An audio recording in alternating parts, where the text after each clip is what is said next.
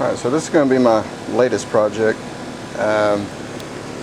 If you want, you can skip through, but I'm going to tell you the story of how I acquired it. I had a friend of mine, his next door neighbor, said she was out mowing, and all of a sudden the mower just stopped.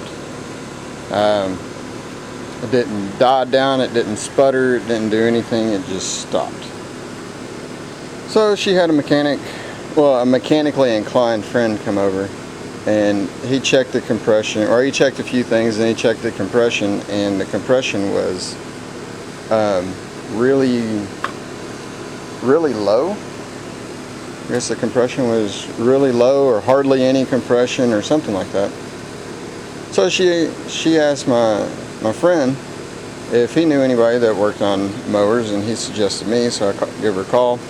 She asked how much I'd charge. I said I'd charge you $20 to take a peek at it. And so here it is. So I get it. I already took a lot of stuff off.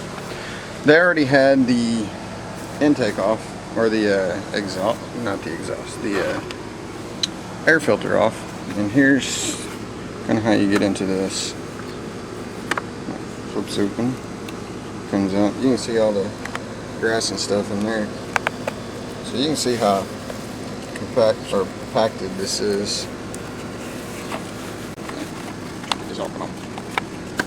That side don't look bad. That side don't look bad. But dang, that's pretty bad. I can barely see through that. But anyway, you can kind of get the hint. And that screen is all packed in there. Like that's pretty bad.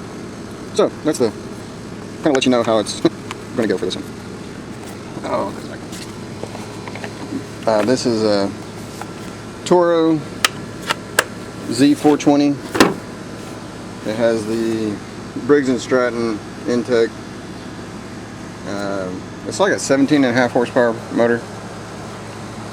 Overhead valves. Alright, you know it's getting deep whenever I had to at least take the exhaust off. So there's some debris up in here. We'll have to figure that out. So I already blew this out, but down inside the carburetor there was a bunch of grass. There's grass all compacted up in here. Let's throw this in here. And you can see all that grass that's down in there. Bug. And it goes through the fuel filter back up through here. I can still kind of see some of the grass down there. So anyways, yeah, so I get this and I do kind of a visual inspection. I don't really see anything other than it just being dirty. So I take the spark plug out, and it had no compression, zero, zilch, nada. I was at first thinking maybe it was maybe a stuck valve or something like that, and even that you should still get a little bit of compression whenever the piston moves up. So nothing on that. I took all these off except this one. Alright. So I took the valve cover off and turned the key, and not even the valves were moving. I said, uh-oh. The push rods, and I already took the push rods out. They seem pretty good. Oops. The grass and stuff wasn't in there whenever I took this off, but as you can see, it does have a blown head gasket. You can see where that gasket kind of blew through. So then I get to this. I was like, oh crap, maybe the piston's blown up, whatever. But you go and you turn your crank, and that should be pushing this piston. So that doesn't move.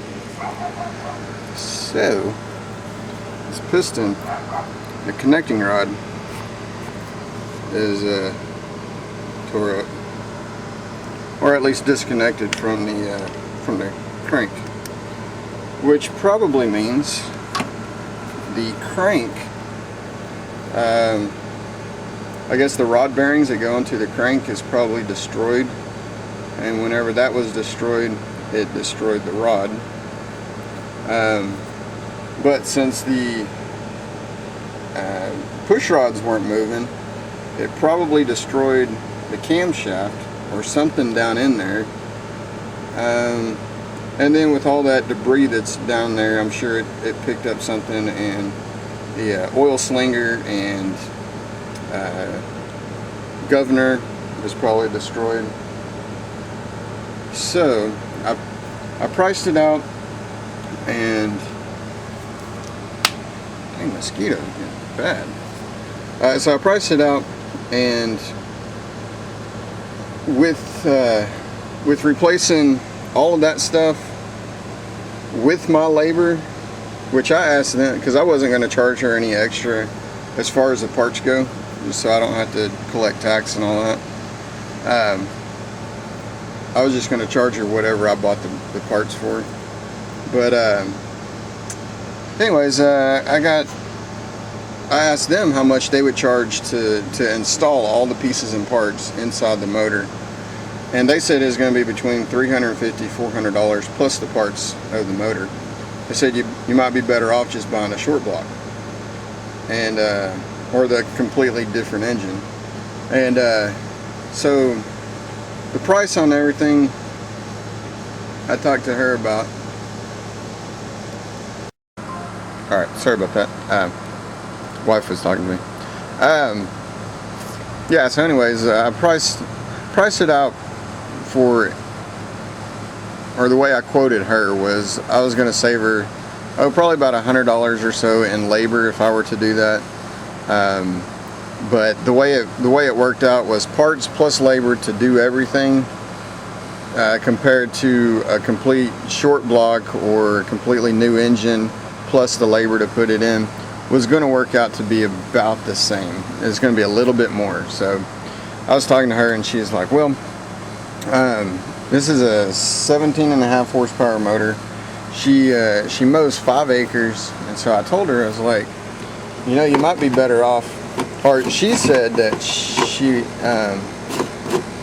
asked me about getting a bigger engine and putting on here, and so I'm like, well, I can check that out. And this was all Friday night, Saturday, and so everything was closed until today, so Monday. So I gave her a call after I talked to everybody, and she's like, well, I want to see about putting a big, so she's not back in the same situation, you know, 3-5 years down the line, which I completely understand and agree with her. So she's looking at the different options. She said that she was going to call around, see if she could find something. I told her I'd do the same. So today I called 5 different places. One person said that it might be possible. You may have to get new adapters or drill different bolt holes or something like that. Another guy said he doesn't know. So, all right. Another shop said that was the only, for this one, I guess that was the biggest one that's available for this frame or whatever. So I called Toro and I called Briggs & Stratton, and they both said the same thing, that this was the only engine or the biggest engine for this chassis. So I called her back and kind of gave her the bad news. I was like, well, they said no as far as getting a bigger engine. I said, let me throw this at you. How about I offer you $250 and I keep it, and you don't have to pay me the $20 for the diagnosis fee. And so she's like, that's very interesting. And so I was like, and then I told her, I said, you might be better off getting a small, like Yanmar 18 horsepower, 25 horsepower tractor. That way you got a brush hog, or you can get a brush hog or a finish mower. You can pull with it. It's made to do big acreage. If you ever decide to do a garden, you can have a tiller, a plow, a disc harrow. You know, there's a million different things you can get for it. And I said that can grow with you through time with all the different attachments. So she appreciated me for, you know, for that info. And I was telling her, I was like, you know, I'm honestly looking at this as if I was in your situation, what I would do. A zero turn this size is not 4 or 5 acres. Maybe 2. That might be pushing it. I mean, because you got to think you're doing it every single week, maybe every other week. So that's a lot to ask for something like this. So anyway, so she texted me back and she's like, how about 280? So I bit the bullet, did the 280. I brought my little business account. I call it a business account. It's more like a fun account. It's where I buy the extra tools that I really don't need, but I think I need, and stuff like this. So yeah, I bit the bullet. So $280. I'm sending her a check tomorrow. So it's going to be a little bit, because now that this is mine, I don't have to chart, you know, I don't have to pay anybody for labor. So it might be better for me to just rebuild this whole engine. Again, I'm going to have to break down in there. The case could be broken or cracked. You know, there's a million different things that could be wrong. But anyways, I figured I'd give you guys a look at this, kind of see where we're at. Head doesn't look bad at all. So anyway, so that's where we're at. We're gonna see what we can do. And you know, I might even just bite the bullet and buy a whole new short block also. That way I don't have to guess about anything that's down in there, or something that I might have missed. And carburetor, starter, everything else is good on it. I do need to sharpen the blades. It's got a fairly new battery. You know, about a year old. So that's not bad. The lights don't work, but these all engage good. Oh, it does need new blades. The blades are toasted. You can see where she had this up, you know, to get all the extra that she could out, but you can see where it's chewed up. The blade's chewed up, and I think the other one's the same way.